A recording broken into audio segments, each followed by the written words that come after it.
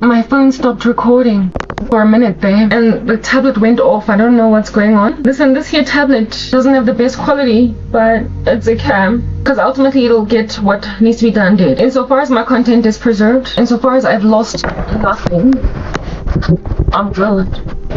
Insofar as I have not lost content, I'm good, but I've kind of lost my momentum, but we'll carry on. I was speaking about cerebral salt. That's the last video. That's why I record videos in 3-minute slips, because if I don't record in 3-minute clippies, stuff like this happens and I lose everything. So I was speaking for about a minute in the last video before I lost the video, but at least I preserved pretty much everything so I can continue on. I was talking about how it is that in the days of apartheid, if you were gonna go and grab cerebral salt, because it's been around ever since before apartheid ended. If you went and grabbed cerebral salt before apartheid ended, you will come to discover. Sorry, I just wanted to clean the lens over there. You will come to discover that if at all, like any of this food still exists from before apartheid ended, you will find that ukudla was just food. It was neutral. You will find that it was food sold, and you found the cerebral salt in every household across the country, and it was just salt. Like, yeah, salt. That's it. It was not halal salt. It was just salt. And so therefore everybody could eat it. Everybody could eat it without their consciences being afflicted. Okay, listen, my camera, the angle that I hooked it up at, it's not sitting the same way because I had to grab my tablet and put it on my lap and figure out what in the world is going on with it, and now I've lost the initial je ne sais quoi. But whatever, we shall resume the je ne sais quoi ultimately, because does God just not love to resume je ne sais quoi? Anyway, yeah, if you were to go and however, herein lies the South African government after apartheid and because of apartheid, to all the infringements of our constitutional rights, us not being able to study as we wanted to study. So we were afflicted as black people under Bantu education, us not being able to roam freely, Group Areas Act, us not being able to. We then get this beautiful constitution that everybody like, you gotta love it, okay? We then get this excellent constitution that says no more are you gonna afflict people based on skin color. We're gonna give people amnesty, we're gonna forgive them, they're gonna go in the tribunal and speak about.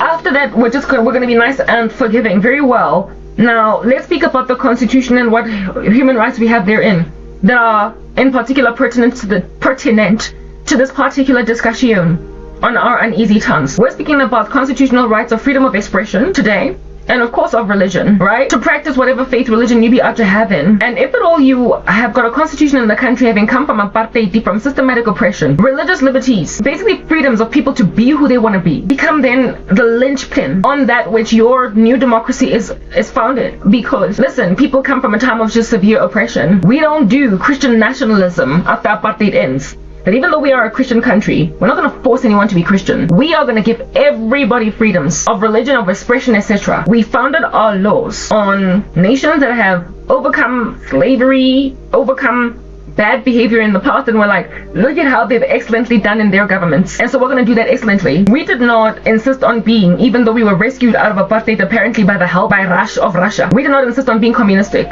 We did not insist on being like China. We rather took our examples from our example from nations like the UK and from nations like England and nations like America. That's what our law is frankly premised around. We have got what would be the tantamount of Western culture right here in South Africa. It is one of the most westernized African nations that you will find anywhere. As the years have progressed, they have leaned so towards Western looseness. As the West has started to loosen itself like a brazier at the end of the day, letting them hang, they've loosened themselves onto woke ideologies, just like the West, and allowed gay marriage and all that jazz. But just like their new BFFs under BRICS, they've also become increasingly communistic. So they're like a cut in between communist and woke. Some of the laws that are legal in this country would never fly in an Islamic nation. Would also never fly in Russia. It's like men marrying men, women marrying women, like all that random jazz only happens just these exceptionally liberal Western nations. So we inherited both Western crap, because do we not have English law?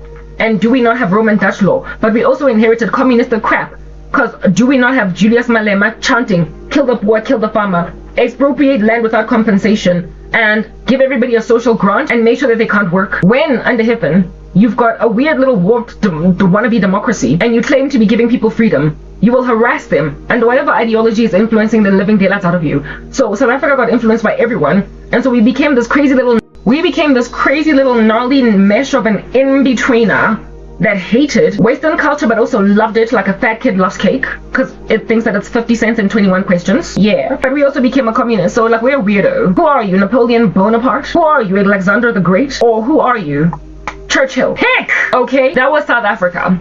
Didn't know if it was Churchill or Bonaparte, so it was just doing both.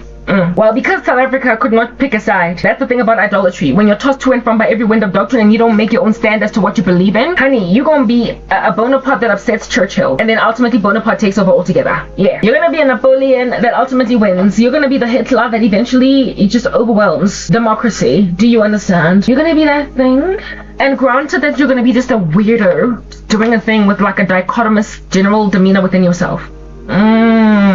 Given that you're gonna be that thing, you are then going to have Western culture in your law right next to African or dystopian religious nationalist countries, trash all in one sitting. Nations that are nationalist for their religion, like an Islamic capital, an Islam capital, an Islam republic like Iran, are oppressive. We know what's going on with the Ayatollah Khamenei regime in Iran. It's entirely despotic. It hates Christians. It hates anyone that's not a Muslim, and it is so abusive that its people are trying to flee everywhere else in the world to live a better life. And now it also doesn't have water, so it's full of corruption. Okay, very well. So seeing as any religious nationalist nation just does not thrive, because only Christ is going to establish a Christian nationalist world, and never mind nationalist but internationalist. Only the Lord can establish a country that is run on a religion. He never ever insisted that Christians, and I spoke about that in my last video so I won't labor, he never insisted that Christians are to establish Christian nations, which is why this new apostolic reformation nonsense thing cannot work, why Kingdom Now people, the thing cannot work, why nationalizing or Christianizing our countries before Christ can come here and lodge comfortably as on a beanbag will never work. It's because God has come upon the earth to bring peace, not a division. Not peace but a sword, and people are going to be divided, 2 against each other in a family, against 3, etc. A man's enemies are going to be members of their own households. That is what it is under heaven, that Jesus Christ said that is going to happen. So if at all, there's always going to be division. If his decree, if the Lord's statements therefore will ring true, where he says that if a man's ways are pleasing to the Lord, he will make even his enemies to live at peace with them, it means that seeing as there can never ever be true peace anywhere, because he has brought what do you call this thing? He has brought division and not peace. It must mean that if at all he's going to make you live at peace with your fellow man, you must have a freedom of religion in your country, where choose today whom you will serve. As for me and my house, we will serve the Lord. The Lord God Almighty must necessarily put it inside the bones of his people that if you're going to have peace in your country before I come as the Prince of Peace to establish an everlasting kingdom, you must if Muslims be Muslim, let them be Muslim in your country. If Hindus want to be Hindu, let them be Hindu in your country. Because you will never prosper to create a Christian state, not in a world where there is division between father and mother, brother and sister. You will only ever be despotic on that day. The Jews are different. Why? Because their whole entire nation was premised around the first man who ever created that. He called Abraham from the very get-go, from long ago. And Abraham was a Jew from the get-go. And so he only ever raised up his whole entire nation in Judaism. But a nation that is diversified, where there are people coming from other lands coming to live here, you cannot enforce your law on their shores. You can't force them. You can't put it down their throat to worship your particular God and then enforce your law, even though they want their idols. Because then on what grounds? You are not the founding father of this establishment. You are not the arbiter of everything. I come from Moab, let me keep Chemosh. I come from this, let me keep Molech. I come from this, let me keep Baal. I come from that and the other. You get my point. Israel was created for Jews by the God of the Jews, and so therefore it functions as a Jewish state. However, even in modern day, so therefore ancient Israel would not tolerate idol worship among in particular Jews. But if there was an idolater amidst them, they were told not to treat them badly, the alien from among them. Love them, but don't mesh with them, mingle. Do not inherit their religion, but you don't have to force them to convert over to Judaism. Forced conversions were never an insistence by God on anybody. But if you were born in the camp of the Jews and you apostatized, that was met with harsh judgment. That was met with harsh judgment. Still to this day, Israel as a nation has got freedoms of religion across the board. There are Christians there are Muslims, there are etc. doing their rounds, and of course the Jews. That's what's going on in Israel. Do you understand what I'm saying? If at all the God of the Bible was wise enough to know that we can never ever establish nations that are Christian or nations that are Jewish, to a point of if you do not worship our God, these are the judgments, to a point of doing that. If at all the Lord God Almighty had done that, he knows that it would have been met with a severity of clashes and rejection And so therefore there would never ever truly be the fulfillment of that very promise that if a man's ways are pleasing to God, he will make even his enemies to live at peace with him. We live at peace with our enemies because we let them be who they want to be, insofar as they don't step on our toes. But when then you try to enforce your Christian nationalism on other people, that's when you start to have a chaotic little barbaric religion like Islam, where you are out to shooting people at Bondi Beach. You are not only in Australia now, but you're also not trying to make Australia Islamic. You're not going to win, especially considering Australia is not an Islamic nation. So what in the world are you trying to do over there? That's why Ishmael, you're going to get driven out like a snot out of the nose. But this is what is giving in this country, that's South Africa. We are a Christian country, but we are not Christian nationalistic, in the sense that we don't shove Christianity down anybody's throat. You want to join us? Good, it's ideal. But if you don't want to listen to you, that's this country. It worked out for a minute, because for a season we appear to be content. Out here, spicing our food with Robinson's spices that were just South African spices. They were just happy South African spices. We were giving you Aromet happily as South African Aromet. Aromili, to shake up the taste with a shake of Aromet. Remember that? Yeah, but now it's Aro Halal. Okay, how did that happen in a Christian country? We're not even a Christian nationalistic nation. So for those reasons, how Islam prospered in a Christian country that's not shoving ourselves down their throats, where the Constitution of the Republic of South Africa out here be awarding all of us freedoms of religion. And if at all we have got freedoms of religion in a country, it means that our nation is not Christian nationalist, even though it is a Christian country. We sing our national anthem and it's Christian, and our public holidays are Christian. If Muslims want to go on holiday, they have to apply for leave, because our nation is not an Islamic nation, so we don't make Ramadan a public holiday. So if you want to be off on Ramadan, you have to take leave. We're not going to give you grief. We're not going to diss you for doing that. We're so liberal with letting you do what you want to do that even in our high schools, though you're a student, we're going to let you leave to go and pray go mosque on Friday. Muslim boys used to be able to leave to go and pray and then come back to school after their prayers. Our Catholic school, that is Mayfair Convent, was right next door to a mosque, and every day at a certain time we'd hear there was never any clashes. Mayfair is a very, very Islamic, like it's a very Muslim neighborhood. You could walk through Mayfair as a black person, as a Christian, carrying a Bible, singing gospel music in your Walkman, and no Muslim was going to come at you on some pew pew. No Muslim was going to give you grief. They would greet you and sell you a roti. They would let you be. They were not a violent people. They were not racist against anyone. They did not have tribalism within themselves. Yes, indeed, they hung out with each other just like black people hung out with each other. They tended to stick to themselves, but nonetheless, despite sticking to themselves, we're still kind to other people on the periphery. White, black people, white, colored, etc. We never had any of those clashes. So how in the world Islam made like Sharia law all up in our grill? I don't know. Because we have never had radical religious violence in this country. We have never had Islam be such a thorn in our flesh that we would be forced not to basically make all our food halal. Muslims, just like Hindus and Buddhists and Jews and Christians in this country, have got a freedom of religion. But everyone in this country understands it's a Christian country. They understand that it's a Christian country such that in government schools, Muslims will be subjugated to hymns and Bible reading because it's a government school in a Christian country. That's a thing. They've never complained. They've never raised jihad. They've never been radicalized. Our nation is not yet gotten to the point where you will find extreme Islam. Listen, you're not going to get that. There was a case of a Muslim imam that called himself gay that was murdered in this country, likely because of the fact that he was a gay imam. So they killed him for essentially being gay and claiming to be an imam. That was religious violence. And the first little inklings of a radicalized man or a woman making a decision, he's gotta die, because what business does he have calling himself an imam while being gay? He was only able to call himself a gay imam in this country because, yeah, South Africa is woke. We got men, women marrying women, gay rights all over the show. So because our country is woke, it's influencing everyone's religion. Everybody that is a devout Muslim, devout Hindu, devout whatever, are frustrated by the woke culture of the country. Everybody that dwells in a dogma, a religious dogma, is frustrated by how woke this country is. But nonetheless, all we do about it is pray, right? Religious groups afra and how woke we are. And so radical Muslims, if you will, or devout Muslims, one of them popped a gay imam. It was not so far in the spirit of jihad, just the audacity.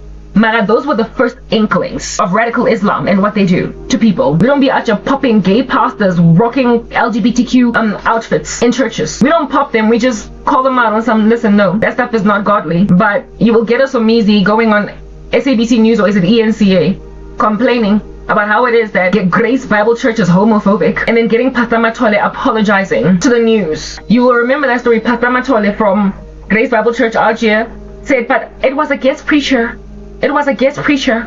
We're not the ones that preached against gay marriage. So Mizi walked out of that service and told South African news that I'm being infringed my rights upon for being a gay dude, and people don't like me being in church as a gay dude. And then he called out Grace Bible Church, and Grace Bible Church actually retracted. They recanted. Look at you, have a gun be put to your head to recant Christianity.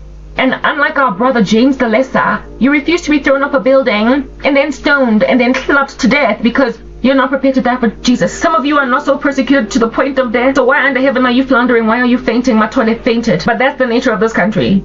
Christians will try to stand for what they want to stand for because they're super. However, because our country is super woke, they be out here getting clobbered on the head by gay people, and they retract, they retreat, they revert. Like 4C hair after a silk press, they just revert. So let them do what they want to do in all of their reverting, because Papa, that's what they do. All that reverting has caused this for a country, and it has also caused Christians to not realize when every lost food item, our favorite dishes. Listen, our favorite thingy-mabobbies that we buy at the stores, everything is halal. Eating food sacrificed to idols is not just an issue in the Old Testament. It is in the New Covenant. In the Acts of the Apostles, there is a lament that the Gentiles that are converted to Christianity don't understand that they cannot be out to eating food sacrificed to idols, and the Apostle Paul and Peter agreed. It's a New Covenant stipulation. You don't get to say that there is nothing clean or unclean anymore. We can eat pork and we can eat shellfish. It's not like me going to Ocean Basket and eating squid. It's not the same. We are indeed not under the law of old, but if at all something is rehashed and reverberated as a thing in the New Covenant, you are under it. So therefore, we still don't get to eat food sacrificed to idols. And in the book of Revelation, it is written that Jezebel, in that city, King Pergamum, right next to Thyatira, there is a lament about food sacrificed to idols and of course sexual immorality. That kind of compromise. If the book of Revelation is speaking of apocalyptic events coming in the end, it says that God is picking a bone with not only idol worship, of course, he's always been picking a bone with idol worship, but if at all your food has been prayed for to my ancestors, my demonia, my whatnot, you don't get to pray, you don't get to eat it. You don't get to eat halal food as Christians. But I mean, like, are the walls not closing in on you? Are you not Shadrach, Meshach, and Abednego in Babylon? Are you gazing at them sacrificing their cows to random gods and you just have to just eat fruits and vegetables all the day long? I don't want to lose all that weight. Plus, I don't know when I'm going to leave South Africa. So since I don't know when I'm going to leave South Africa, I can't just go on a diet on fruits and vegetables, because fruits and vegetables are literally the only ones that don't have halal branding on them. Produce is the only food that you will find anywhere that don't have halal branding. I was so distressed. It's December, boss. Last week my mom had guests here and whatnot. Because she had guests, no malva pudding, these sweets, listen, I be loving sweets and whatever. You can tell that my ministry is so colorful, it's giving jujubes. So, of course, chilling on my lap. I've loved jelly babies since I was a teenager. And when I was a teenager in high school, my jelly babies weren't freaking halal. Listen, they were not. However, this time around, I got halal jelly babies. How did that happen? I was 16 years old in the year 2000, and back then my jelly babies weren't halal. When did this happen? I can't tell you, but it was slipped underneath the carpet. But you see, slipped under the carpet to who? Big business bosses belonging to what? The food industry. They are bosses of my Tiger Brands, Woolworths, Checkers, whoever sat in a committee making a decision to put halal branding on all our food. Did not inquire of the Christians, they couldn't have. They did not inquire of the Hindus, they couldn't have. They did not inquire of the Buddhists, the Jews. They could listen. Jewish people, especially when they're quite orthodox, when they're hectically serious, like they're not secular or whatever, would never ever touch unclean food because they're still under the old covenant. They don't believe in Jesus. So they still don't be eating pork. Their food has to be kosher. Blood has to be taken out of it. And they would never ever touch something that's got halal on it if they are not secular. So Rabbi Goldstein, I'm curious. He lives in South Africa. What do you eat?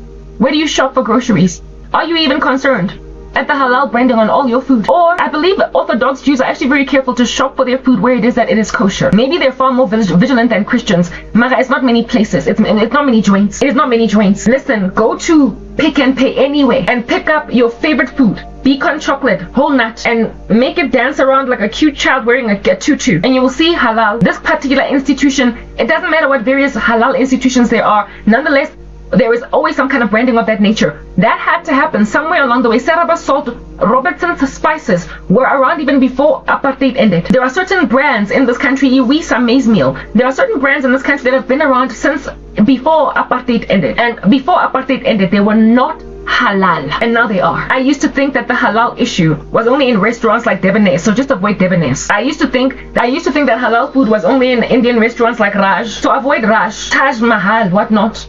It's okay. It's an Indian cuisine, and the Indians in this country are both Muslim and Hindu. So if they want to make their restaurant halal, fine. But you don't get to walk into a Muslim restaurant and eat food sacrificed to Allah. You can walk into an Indian restaurant and eat Indian cuisine. You can walk into a Greek restaurant and eat Greek food.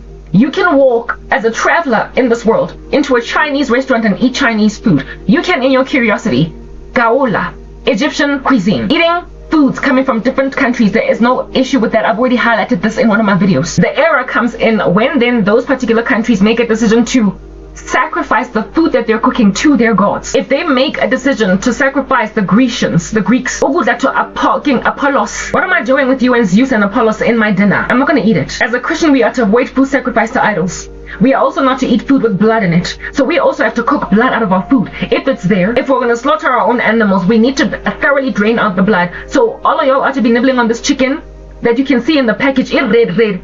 You can see the blood just swimming around. Okay, fine. Maybe you can't, in the manufacturing process, get rid of all that blood, but you have to cook it so well that the blood gets out. Because we are not allowed to drink blood. We are not allowed to eat blood. As Christians, for life is in the blood and we must preserve it. That's why the blood of even bulls and cows and whatnot was used in sacrifices in the Old Testament, though it cannot atone indefinitely for human sin. It was nonetheless used because there is indeed some kind of power in blood. Therefore, people who drink blood, like the Sangoma, I don't know what's going on over there in their rituals. And over and above them, drinking madi the homo, the animals, the chickens, they also don't cook it out. So Christians have to be careful. If at all they're going to be truly faithful, even under the new covenant, to the Lord. This is not works-based salvation. It is the evidence of your salvation that you are conviction of sin. And if your countries are taken over by all this idol worship, it is no wonder your prayers are hitting a ceiling. It is no wonder your prayers are hindered.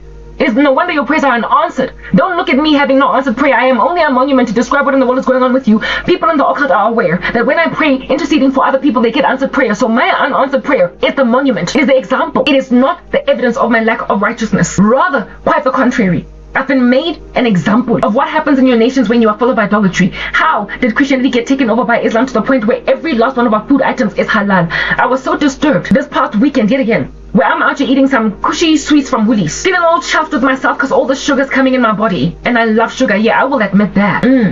Because I love this particular food that I was eating, I spun around the package because do you know how you be making the package dance for you like it's a cute child wearing a Christmas outfit at Juishite? Javanana Sisi. You be spinning around the package of Doritos, spinning around the package of sweets, because you want to see what's this excellent thing that I'm chewing. And then, bah, halal. I mean, I can't unsee that. I was left with one little jujube, and I still ate it, because listen, who doesn't love jujubes? Who doesn't love jelly sweets? They've been my favorite since I was a kid, but I sinned, because I ate something that was halal. And I was like, okay, God, I'm going to be careful going forward to avoid halal food, because now I'm convicted. I can't unsee it. I'm convicted. I will starve. Listen, I will go hungry. Listen, I will out here be making like a lady with kwashi yoko or whatever. I be hanging out in this boulevard looking all emaciated and anorexic or whatever. Because my country has been taken over by Islam already. When did that happen? I went into the kitchen, told myself that I don't want to look. If I can't see it, if I don't see it, if I don't see it, then I don't have to be guilty of sin. I don't have to have my prayers hindered. I don't have to be me. I don't have to be squelched and silenced. I don't have to be snuffed out like a flame. I don't have to be excited about eating chocolate and then stopping because, oh, it's halal. If I don't see it, if I don't look, then it's not there. Then I'm not guilty of sin. But listen, I couldn't help but look. Because listen, I've already seen it. Like I said, I couldn't unsee it. Yeah, hiking Katsuki Ridi guys. Tatu Saudi guys. I'm a pepper my spice auntie. Yeah, hiking Saya. Everything that I could find in the kitchen cupboard. My muesli, favorite muesli from Woolies. Yadi berry muesli yako Woolworths. Halal, kazakanjan, yogurt, dog. Yako Woolworths branding, there is this one mustard sauce in the refrigerator that is some kind of an exotic brand that I don't know where my mom bought it. Maybe Checkers. It's the only thing that I found in the fridge that did not have halal on it. Only one. Some mustard mix in a small little kotiki of like small little kotiki man. Not a can. It wasn't a can, it's like a bottle. That mustard was the only thing in my mom's big fat chunky refrigerator that did not have halal branding on it. And also, I can already the juicy, the apple tizer, the Fanta, fizzy drinks. They don't have halal branding on them. Fruits and vegetables, package yadi tapole, no halal. The grape mofrijing, no halal. The blueberry, no halal. So essentially, it's exactly like what in the world and the heaven. So essentially, it is exactly under heaven like what happened with Shadrach, Meshach, and Abednego in Babylon. They happened upon all these foods sacrificed to idols, all the delectables and the delicious treats in the palace. And they were like, oh, do you have any fruits? Do you have any vegetables? Give us these fruits and these vegetables, and if we thrive on them, then leave us alone to not have to eat the delicacies of Nebuchadnezzar. Must we, as South African citizens, eat like Shadrach, Meshach, and Abednego? Because we notice that all our food is halal. We're in Babylon, dog, and everybody is sacrificed to the demons of Babylon. But this is a Christian country with a Christian national anthem and constitutional rights for all of us to have, a freedom of religion. And yet look at Islam infringe everyone's constitutional rights to a freedom of religion by coming all up in our food industry and succeeding to convince corporate executives to make all our daggone food halal. How did this go past lawyers? How did this go past attorneys? How was there no council of advisors that were like, Mamela, let Muslims be Muslims. We're not going to come at them like a ton of bricks. Listen, we're not going to give them grief. Let Hindus be Hindus. Mara, be Hindu in your house. Like, Papa, go and pray to your food in your house. Zum, zum, zum. Pray those prayers to Allah. Go and bless your own food, dog. Is halal food not sacrificed to Allah? Do they not pray in the name of Allah? Just like we pray over our dinner saying grace. We do, right, to Jesus. Look at us sacrificing our food to God. We do that. We cook a pastry and then da-na-na-na. Hallelujah, Jesus, this is for you. This one's for you. You be out just singing a psalm and a hymn and a spiritual song to the Lord. Some of y'all be buying wafers for communion at stores. Communion is the body of Jesus Christ. Break it. You can go and grab regular bread for communion in churches, or you can grab wafers like salty cracks. When then you be buying a whole bunch of salty cracks to make communion for your church? Mamela, you are trying to act as if though God's body is the body of Allah that is being broken for you. Because the food is halal. The salty cracks are halal. Your Romany creams are halal, guys. I'm telling you now, the wafers that some of y'all are eating in churches, if they're not made, consecrated in some kind of an establishment for making communion for churches, if it's just regular good old-fashioned grape juice from Woolies that you pray over, and a wafer like a salty crack to represent the blood of the body of Jesus, you get to do that because Christ himself cut actual bread and drank wine. So he's not pedantic about it being made. He's not pedantic about it being made in one particular religious institution and then only being given to churches. You can literally go and stockpile a whole bunch of salty cracks biscuits for communion, for kereke. And I am grateful to at least announce that I never saw any halal emblems on drinks. So maybe your grape juice is fine. And if you're gonna drink real wine, I wouldn't recommend it. Whatever, that's fine. It's unlikely going to be halal wine. But those salty cracks will very highly likely be halal. Listen, I was out here looking at wheat picks, halal. I was out here looking at Iwisa maize meal, halal. A flour, sunflower king, a snowflake, halal. Kanjani. Why did nobody consult Christians? Because I'm pretty sure that even some of the most secular Christians would have been like, this is a constitutional infringement right. Any sound lawyer would have realized that this is an infringement on the constitutional rights of South Africans that are not Muslim. You don't get to lambaste all of us with your food sacrificed to idols just because you want to be included. Why are you so lazy, Muslims, to go to a restaurant and pray over your food in the name of Allah, and so therein lies your food ought to be sacrificed to Allah? Is it in the way that it is prepared? It can't be, because there is only one way in which maize meal is made. There is only one way in which a Woolies a seed bar is made. There is only one way in which a cake at Woolies that is red velvet is made. There is only one way in which a Dinky's bar is made. There is only one way in which letswai that is harvested from the ocean is made. It is collected and harvested at sea in one particular way. So it's not about preparation. It's not a preparation method. And even if it was a preparation method, look at the Jews after making their food kosher in their own houses. And so therefore now it is finally officially edible by devout Orthodox Jews. So if we have to cook blood out of chicken that has been slaughtered, sold on pick and pay shelves, if we have to be careful to boil or cook the blood out so as to not eat blood, you then, if at all preparation is what makes your food halal, I don't know what makes your food halal, but I'm pretty sure it's also praying over it in the name of Allah, you then must go and grab your chicken and make it halal based on your own preparation methods in your own backyard. You also must go and grab your own biscuits and make them halal. Pray over them in the name of Allah. Nobody's going to give you grief. This country, in it, you've got freedom of religion. If anything, you can even pray in a restaurant over your food. No one is going to give you grief. This is not Canada, where they be out to banning public praying because they want to be that secularist. It's still South Africa, where you can pray in public.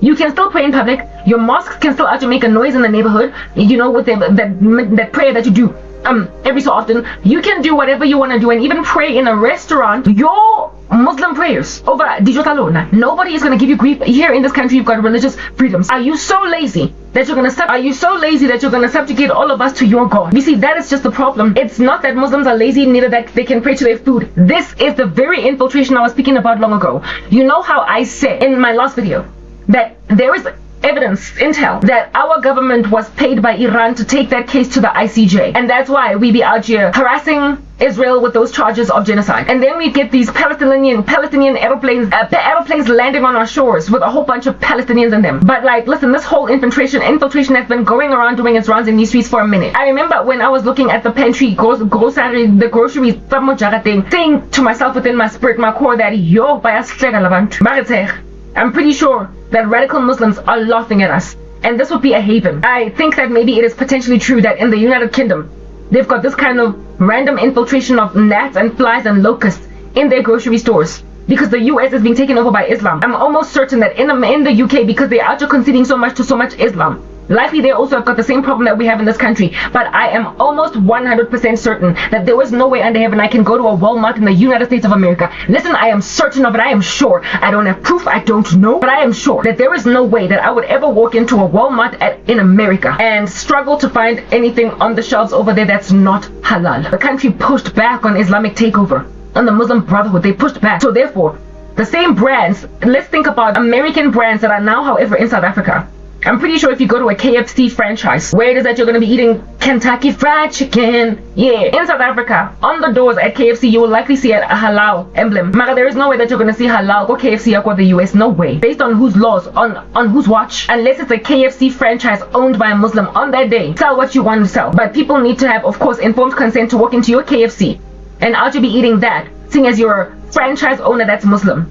You're going to make your particular KFC halal, but a person can just drive down the road 3 blocks down to the next KFC and get their food over there. I am almost 100% certain that there are certain countries that you can go to on earth where you are not going to find almost everything on their shelves being halal. This takes meetings between directors of companies. This takes meetings between big food bosses like Tiger Brands agreeing to put halal emblems on all of their food. Based on what? They must have been paid. Mara, who in the world under heaven placed these men, and who under heaven put these men and women in positions of power? Who? Our government is out to creating big business bosses that are Muslim because they're being paid. Muslims are wealthy. They've been wealthy, frankly, since the days of apartheid. You be seeing their mansions in Lenasia. They prospered in that group area of theirs to nonetheless build mansions in the days of apartheid. They were also oppressed, just like us, yet nonetheless they managed to build wealth in their oppression. So by the time they entered into the new South Africa, they were able to pay our money-hungry, seedy politicians in big food. They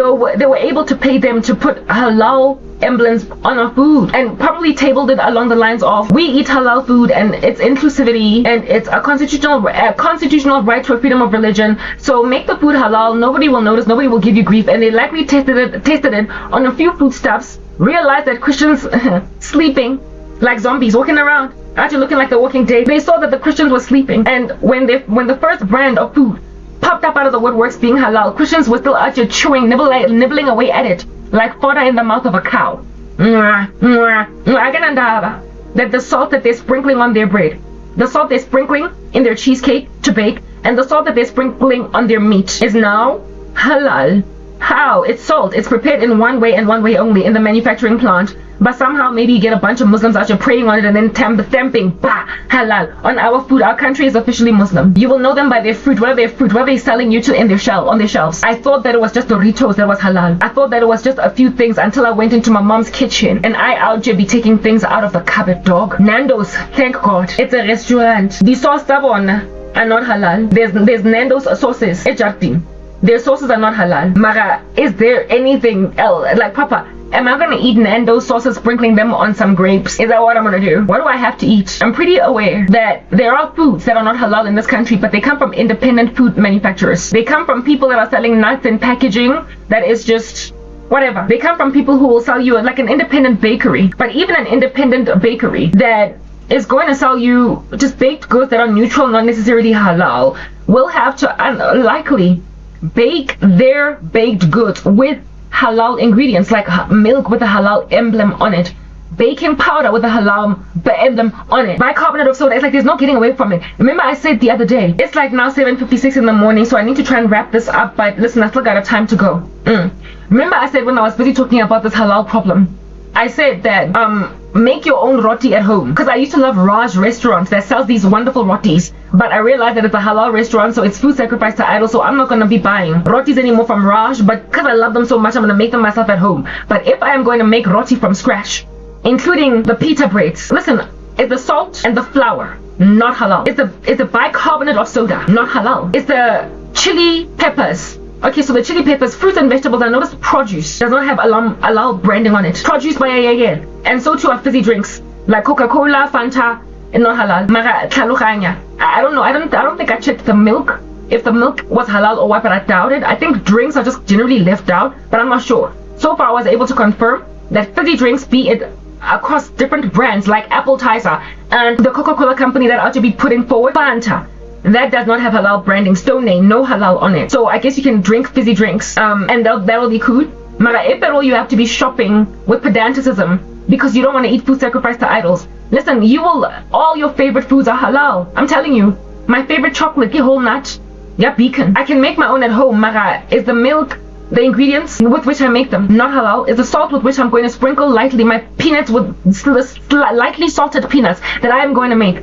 Is that not halal? I can export cocoa that I bought from the farmer's market, the cocoa that I bought from the Pick and Pay. Is that not halal? So therefore, even if I make my own chocolate at home, facets of it are halal. It's a freaking takeover. It's a takeover, y'all. It's a takeover. And it's been happening since when? I don't know how long we've been buying halal food in this country. But I'm pretty sure that when we just freshly popped out like a brand spanking new baby out of a parte D, there was nothing labeled halal except maybe for a couple of Indian restaurants that were halal. And so you knew that you were eating halal food because you're going to an Indian restaurant that in particular is Muslim. And so yeah, they came in. They are in big business. Pharmaceuticals I know are not halal yet in this country. I'm pretty sure it is possible to have halal skincare because I have purchased halal skincare kaposo from not so much Temu, thank God, because Temu's Chinese, so they're just like irreligious, so it makes sense. Temu's Chinese, they're irreligious and largely atheistic, so they're not going to be out here putting any kind of spirit in your products, right? But I remember when, Chinatown, where I go and buy, and some of the stuff comes from like Bangladesh, some of the products come from India, they ought to be having thoroughly like a retinol that's halal. They ought to be having a vitamin C that's halal. When I saw this, I was like, listen, even my skin care is sacrificed to idols. Are you for real? So in terms of skincare so far, on my particular skincare, because I buy my skincare from Temu, and also on the Garnier, but listen, I haven't checked my Garnier face wash yet. I'll have to check it out. But if that face wash is halal, I'm telling you now, South Africa, I'm dumping you like a bad boyfriend that keeps on slapping me every single day and all the day long. I'm dumping you like GBV dude, and I'm putting a restraining order on you. I don't want you, I don't want anything to do with you. If at all, like even skincare coming from these shores that is South Africa is also halal. I have literally seen halal skincare that I bought from Chinatown. We cannot be subjected to that much idol worship in our lives and be any kind of okay as a country. How did this much halal stuff get in our pantries? How are Jews shopping for groceries? Orthodox Jews, I'm not speaking about secular Jews. Secular Jews are like secular Muslims, they don't care. They're like secular Christians, everything is lukewarm, everything goes. But I'm speaking about the truly religious, devout, religious groups in this world. How are they able, as in this country, how are they able to eat dinner, cooking every last thing with spices, condiments, sauces that are halal? I mean, must you every single time just ward off Allah, off your food? As Karabo says, I would have a resolve if I was still a proper citizen of this country to get rid of halal branding on all of our food by taking this matter to the Constitutional Court and saying it's an infringement on our human rights. As South African citizens, we are not Muslim kafela, so you don't get to make all our food halal. Woolworths, you don't get to make all our food halal. Checkers, Tiger brands. I say Woolworths because Woolworths in and of itself brands its foods. However, some of the foodstuffs that you find on shelves belong to big food that out here stocks the shelves of Checkers. So you can't exactly blame each Checkers in and of itself, but you can blame Tiger brands. You can blame Nestle. You can blame no, not Unilever. Maybe Unilever, because they be out here giving you porn. Maybe they still are not halal, but if they are, live on now. Yes, then bah, and then land on a landmine afterwards. I'm done. Listen, whole scale boycott. And unless you boycott these FMCGs, they will not feel an incentive to stop it. Nama Muslims nabo. They must just humble themselves and agree that this is wrong. I am not Muslim. I don't want to eat halal food. If you invite me to your house as a Muslim to eat like a Jew, I'm probably going to say, listen, I can't eat with you. I can't eat halal food unless we're eating fruits and vegetables. I'm not coming over to dinner at a Muslim's house. Listen, I'm not. Because I am not allowed to eat food sacrificed to idols. I cannot break bread with a Muslim as a friend unless we break bread in a neutral restaurant where we will each pray in my person to Jesus and you, Allah, respectively. But you don't get to invite me into your house where you've prayed over that food to Allah and expect me to eat it. It's not that I don't like you or that I think you stink. It's that I don't worship your God and I get to have that freedom of choice. So unless I can establish the neutrality of the food that I am eating, I cannot break bread with a Muslim. I cannot break bread with a Muslim if the food that we are breaking together is halal, respectively, in the same way that they would consider it an abomination for them to eat my food sacrificed to my Jesus. Respect everybody's rights, okay? Mara, this is the country that we live in. Our government sold itself to Iran. Long ago has Islam been infiltrating into all our countries, and in this nation they have taken over wholesale. Listen, arrested the living daylights out of our FMCGs. There's Muslim executives out there branding our food and making it halal, paying each other, empowering one another. I bet in order to put that halal emblem on it, there is a fee that needs to be paid to these institutions that give you a halal certification. So therefore, it's just paying money into Muslim businesses. And while y'all get to go and eat your bread because you are hungry, so you must eat, you don't get to eat it at our expense and at also the expense of our constitutional right. It's a problem. What am I gonna eat? I know I want to lose weight, but listen, I'm not that desperate to lose weight. I came out with the fruits, the vegetable fan. I don't want to be out here nibbling at a lychee and that's it. I'm already so depressed. I'm already going through so much hell on earth. That food gives me some kind of pleasure. So, I mean, I like my food. I like my mayonnaise. I am all like sorrowful in my spirit. Listen, there is a deep pain within. That mayonnaise ke ratang hure. Ele ya nola. Ete. Halal bontwana. Nola o ala. Nola ke Muslim dog. Nola ke le Muslim. Nyanjala manje unola hi Muslim. Hamba nyomcheck. Unola hi Muslim. What are you gonna do with Nola mayonnaise? Yo, kupalo check the mayonnaise alone. Even maybe gold crest. Halal. Nola le goldi. Halal. That's why South Africa is falling apart. Seri, otherwise known as Serbos. Segui Muslim man. So imitandazo don't make no sense. You be taking communion in churches and some of y'all's churches nyesingwa say halal. And amaperigisi are the only things that make sense, but you're too much of a fatso to take on the diet of Shadrach, Meshach, and Abednego in Babylon. So for those reasons, ba o silebo abuti. Le ka se motlogele nola aliwan. Aduti da ele skepse.